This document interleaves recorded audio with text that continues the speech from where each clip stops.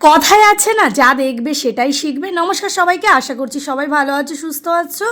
তো বাবানকে কিন্তু দু একবারই দেখিয়েছিলাম, বাবান দেখো কোথাও বেরোনোর আগে কিন্তু প্রণাম করে যেতে হয় তুলসী মন্দিরে। তো সেটাই কিন্তু ও এখনও পর্যন্ত করে যায়। দু একদিন ভুলে গেলেও যদি বাড়ি থেকে বেরিয়েও যায়, তাও আবার ঘুরে এসে মা প্রণাম করিনি, করবই, জেদ করবে আমি প্রণাম করবই, না করে আমি যাবই না স্কুলে। তো আজ কিন্তু আমরাই বেরিয়েছি, ওর ঠাম্মি দিতে যাবে না, কারণ মায়ের শরীরটা ভীষণ খারাপ, ওই কারণেই বাবানকে আমরাই দিতে যাচ্ছি। বাবানের স্কুলের পাশ দিয়ে যে আমাদের এখানের যে মেলাটা হয়, সেই মেলাটাই দেখতে দেখতে যাচ্ছিলাম। বাবান বলছিল যে মা বিকেলবেলা নিয়ে আসবে, আমি বললাম অবশ্যই নিয়ে আসবো বিকেলবেলা ঘোরাতে।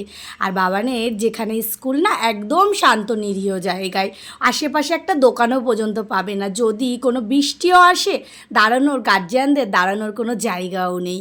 তো এরকম ফাঁকা জায়গার মধ্যে স্কুল, আর এই সকালবেলা জায়গাটা ভীষণ ভালো লাগে, ওয়েদারটা সুন্দর, আর চারিদিকে গ্রিনে গ্রিন, ওই সবুজ দেখতে দেখতে যেতে ভীষণই ভালো লাগে।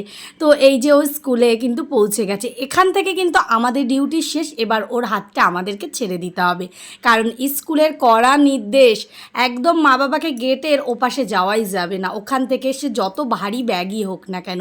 তো ভোলে বাবার জন্য আসার সময় একটু বেলপাতা নিয়েছি, কারণ আশেপাশে কোথাও বেলপাতা নেই, এরকমই ছিল দিনটি।